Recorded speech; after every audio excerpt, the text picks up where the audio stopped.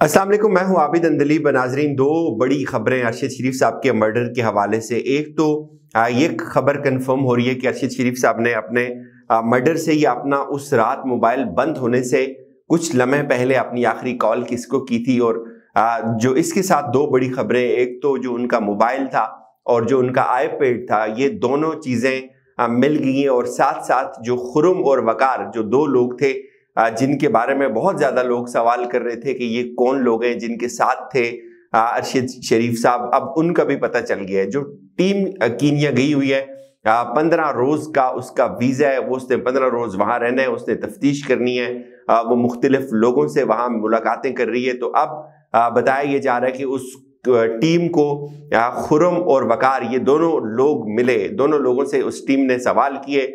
खुर्रम और वकार आपस में भाई हैं, इस बात की भी तस्दीक हो गई है। और ये भी नई खबर सामने आ रही है कि उस रात जब फायरिंग हुई, बकौल इन नए शवाहिद के खुर्रम अकेला था अरशद शरीफ साहब के साथ गाड़ी में। ये अब तक की इतलातें, अब जाहिर है जब ये क्रॉस चेक होंगी, ये इब्तिदाई बयान आते हैं, इसके ऊपर ही कोई हतमी नतीजा अखज़ नहीं किया जा सकता। जब चीज़ों का फोरेंसिक होगा, जब क्रॉस मैचिंग होगी चीज़ों की, उस वक्त ही पता चलेगा असल हकायक क्या है। और वो जो मैंने 155 सवाल किए हुए इस मर्डर को लेकर, इस मिस्ट्री को लेकर, वो बहुत हद तक, अगर उनमें से अगर 50% सवालों के जवाब भी मिल जाएं तो ये जानना बहुत आसान हो जाएगा कि ये ट्रैप किसने बिछाया था और किसने सहूलत कारी की।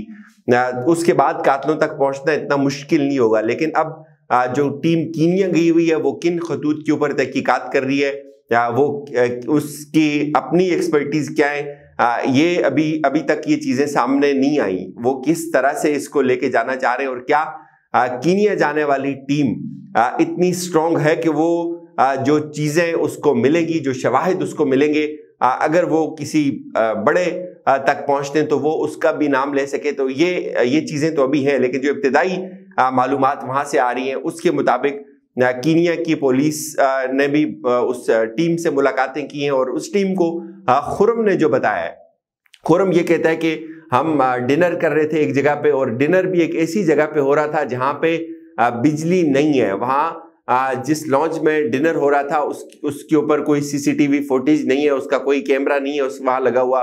वहां बिजली जो है वो जनरेटर से सप्लाई की जाती है। और उस डिनर के बाद खुर्रम अरशद शरीफ साहब को लेकर वापस आ रहा था बकौल खुर्रम के। और अब ये जो तहकीकात आ रही हैं, तो उसमें वो ये बता रहे हैं कि गाड़ी के ऊपर फायरिंग हुई। तो खुर्रम ये कहता है कि उसको समझ नहीं आई कि ये फायरिंग हुई है या ये डाका पड़ गया उनकी गाड़ी के ऊपर, और उसने गाड़ी भगाना शुरू कर दी। और जब गाड़ी काफी देर तक वो भगाता रहा और उसको ये लगा कि उसका पीछा हो रहा है, और इस दौरान उसने वकार को फोन किया, तो वकार ने उसको कहा कि फलान जगह पे आ जाएं। कोई उन्होंने जगह मुख्तस की, और इस दौरान वकार भी यहाँ से निकला, और इस रास्ते में वकार ने किसी और पाकिस्तानी को इन तफसीलात से आगाह किया।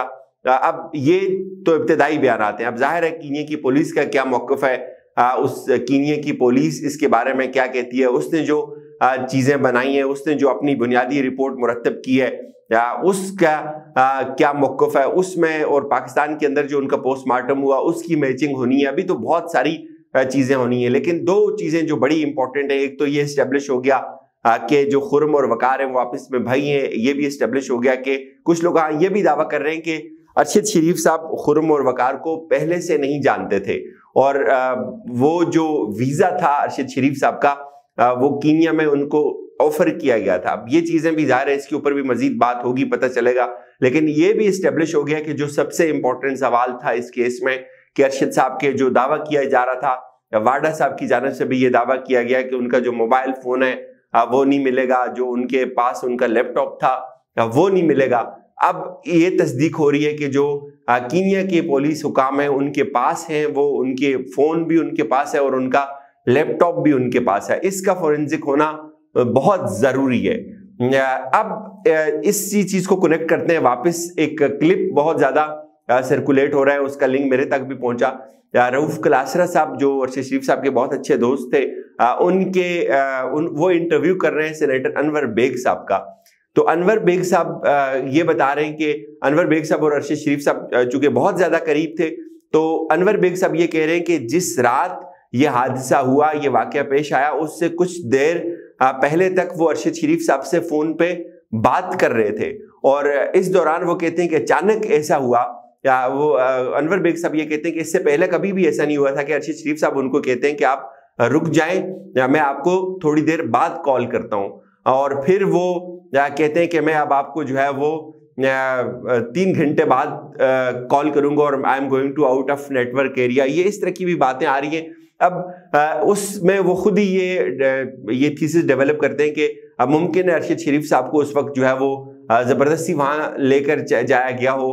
اب یہ چیزیں اب آہستہ آہستہ اسٹیبلش ہوں گی، سامنے آئیں گی، لیکن 2 چیزیں بڑی ضروری تھی کہ ان کا جو موبائل فون ہے، ان کا جو لیپ ٹاپ ہے، یہ دونوں چیزیں مل گئی ہیں. اس حوالے سے میری وہاں بھی کچھ لوگوں سے اس دن بھی بات ہوئی، میں بہت زیادہ کیوریس تھا کہ ان کا موبائل ملنا چاہیے، تو بہت سارے لوگ اس کا جواب نہیں دینا چاہ رہے تھے، وہ آگے سے بدتمیزی کرتے تھے. جس سے میں یہ سوال میں نے ایک بندے سے پوچھا تو اس نے بڑا شور مچایا اور بڑی بے حجی کی آگے سے، کہ اس نے ایسے یہ شو کیا کہ جیسے مجھے کہا کہ جیسے تمہیں نا کسی ISI والوں نے بھیجا ہوا ہے اور تم یہ پوچھ رہے ہو.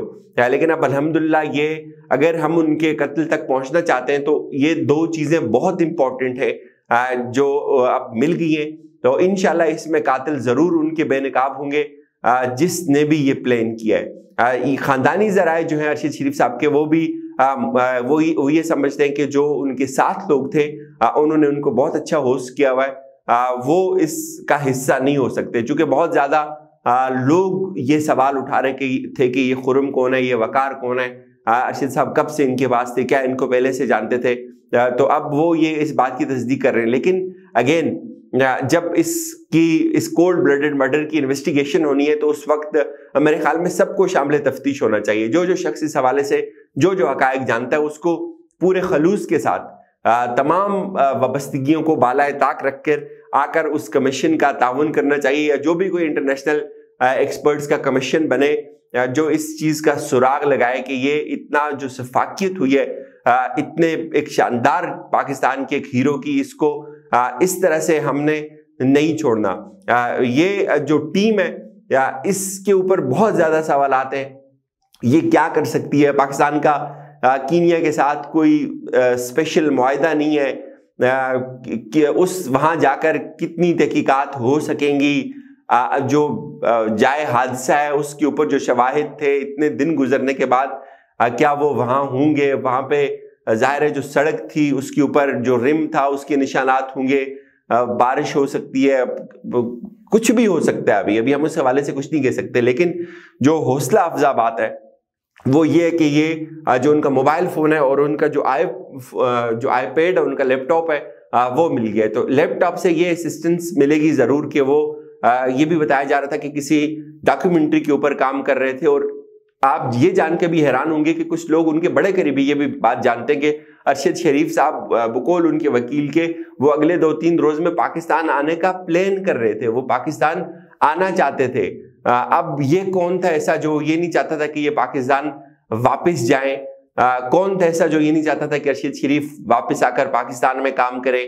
یہ بھی بہت امپورٹنٹ سوال ہے. اگر وہ واپس آنا چاہ رہے تھے تو پھر کسی نے یہ موقع جان کر ان کو جو ہے وہ شہید کر دیا. اور پھر یہ چیز اس کا ایک دوسرا اینگل بنتا ہے کہ ان کو ٹھیک ایک ایسے وقت پہ نشانہ بنا دیا جب وہ پاکستان آنے کا فیصلہ کر چکے ہوئے تھے. تو اس میں بہت ساری تھیوریز ہیں، کسی تھیوری میں ہمیں نہیں پڑھنا چاہیے، اور کسی بھی وابستگی کو بالائے طاق رکھ کے ان تمام قاتلوں تک ضرور پہنچنا چاہیے. اللہ کرے ہم ان تمام قاتلوں تک پہنچیں. اجازت دیجیے، اپنا خیال رکھیے گا. خدا حافظ.